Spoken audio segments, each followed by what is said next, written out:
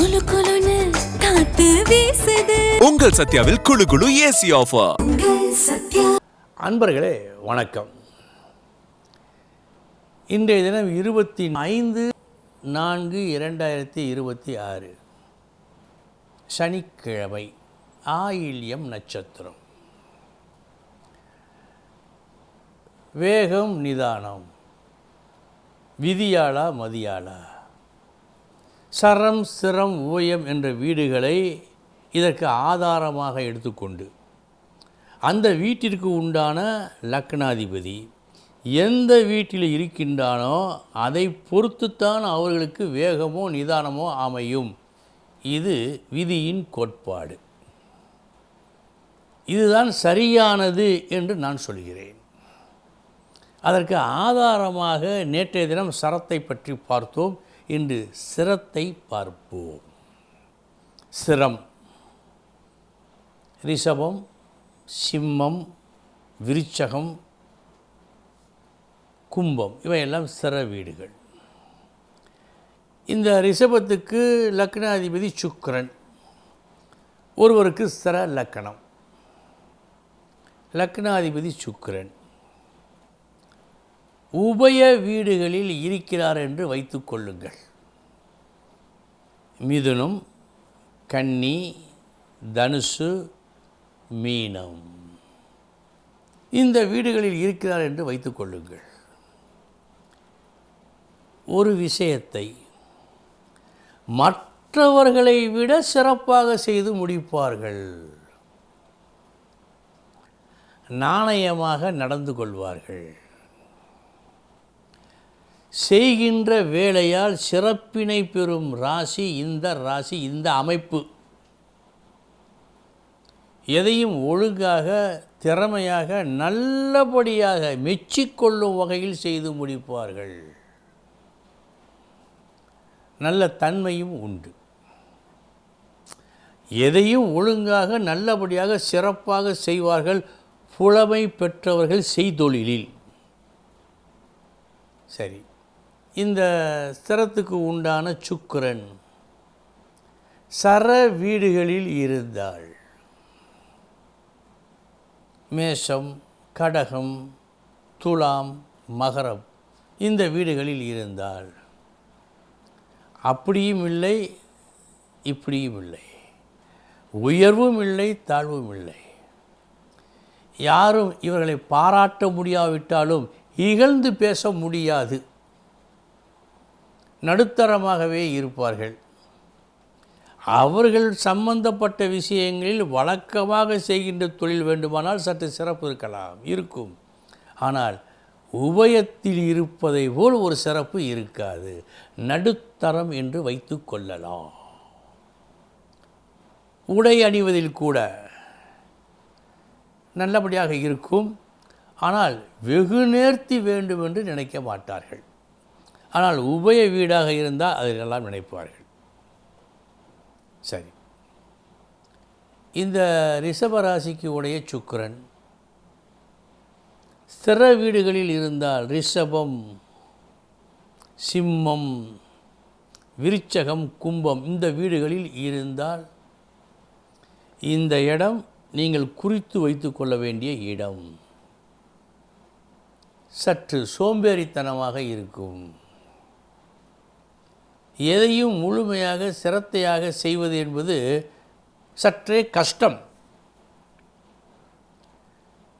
ஒரு சிறு குறை கூட இவர்கள் சிறு குறை என்று சொல்ல மாட்டாங்க. இதையெல்லாம் பார்த்து கொள்ளலாம், அட்ஜஸ்ட் பண்ணலாம் என்று தான் சொல்லுவார்கள்.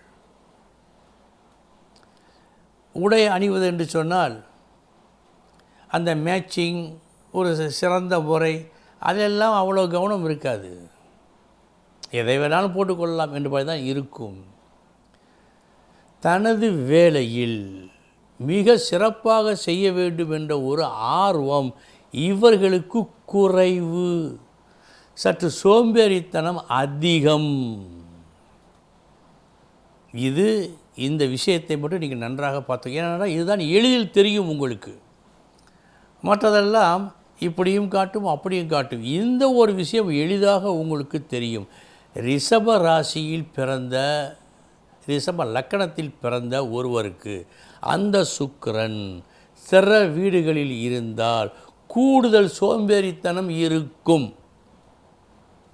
பாருங்கள், 3 நாட்களுக்கு பிறகு பதில் சொல்லுங்கள்.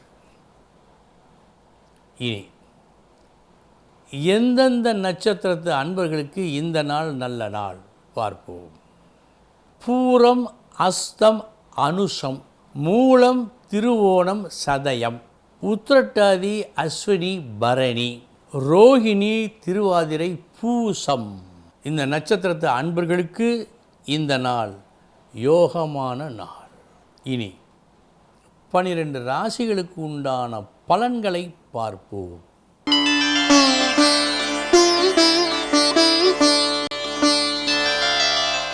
மேஷ ராசி அன்பர்களே,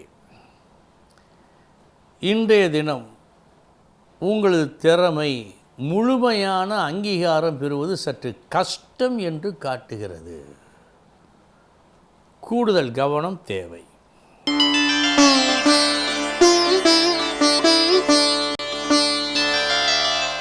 ரிஷபராசி அன்பர்களே, இன்று உங்களுடைய பேச்சாகட்டும் செயலாகட்டும் நீங்கள் ஆற்றும் உங்கள் முயற்சிக்கு உறுதுணையாக இருந்து வெற்றியை ஈட்டி கொடுக்கிறது.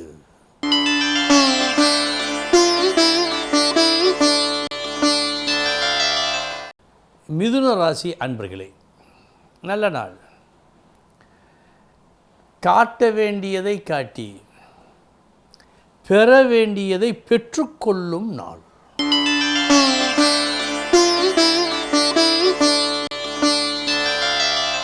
கடகராசி அன்பர்களே, இன்று உங்களது கணிப்பு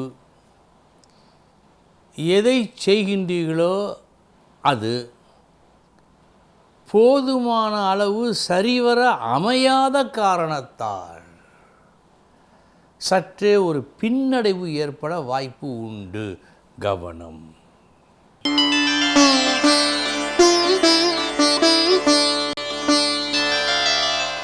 சிம்ம ராசி அன்பர்களே, சிறப்பான நாள் இந்த நாள். உங்களது பேச்சாகட்டும் உங்களுக்கு மேலுள்ள பெரியவர்களிடம் நீங்கள் அணுகும் முறையாகட்டும் எவ்வித குறையுமின்றி யாரும் குறை சொல்ல முடியாத அளவுக்கு இருந்து நீங்கள் எதிர்பார்த்த நன்மையை பெற்றுத்தரும்.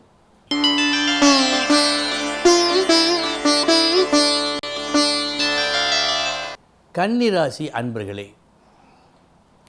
குறிப்பிட்டு சொல்லும்படியான லாபத்தை பெறுவீர்கள். இன்றைய தினம் உங்களது உழைப்பு வீண் போகாது.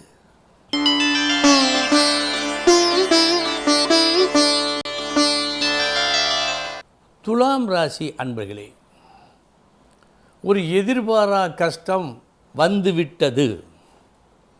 வந்த அந்த கஷ்டத்தை உங்களது பேச்சாலும் உங்களது அணுகுமுறையாலும் தீர்த்து வைப்பீர்கள். கஷ்டம் தீர்க்கும் நாள் இந்த நாள்.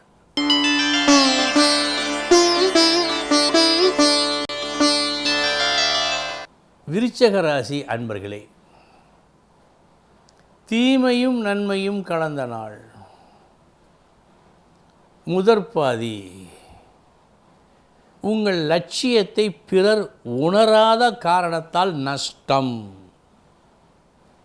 மறுபாதி உங்களது லட்சியத்தை மற்றவர்கள் உணர்ந்து விட்டதால் உங்களுக்கு லாபம்.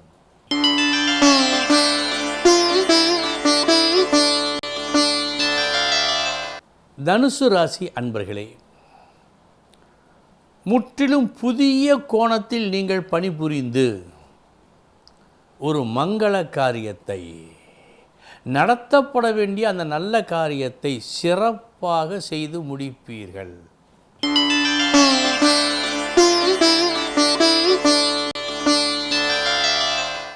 மகர ராசி அன்பர்களே, ஆரம்பத்தில் முதலில் கஷ்டம் போல் காட்டினாலும் அந்த கஷ்டமே உங்களுக்கு முன்னேற்றம் தருகின்ற ஒரு வழியாக இருப்பதை பார்த்து நீங்கள் ஆனந்தப்படும் நாள் இந்த நாள்.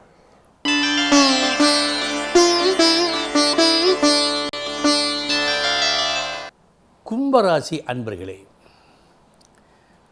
புத்திசாலித்தனமாக யோசித்து ஏற்றுக்கொள்ளப்பட வேண்டிய மாற்று கருத்துக்களை ஏற்றுக்கொண்டு அதன் வழி நடந்து உங்கள் தீமையை நீங்கள் அகற்றிக்கொள்ளும் நாள் இந்த நாள்.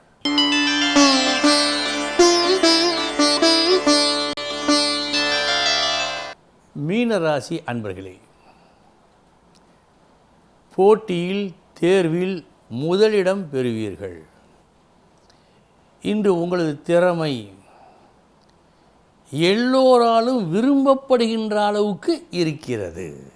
அன்பர்களே, இதுவரை 12 ராசிகளுக்கு உண்டான பலன்களை பார்த்தோம். நாளைய தினம் முக்கிய செய்தியோடு சந்திக்கிறேன். வணக்கம். குளு குளுன்னு காத்து வீசுது. உங்கள் சத்யாவில் குளு குளு ஏசி ஆஃபர். உங்கள் சத்யா.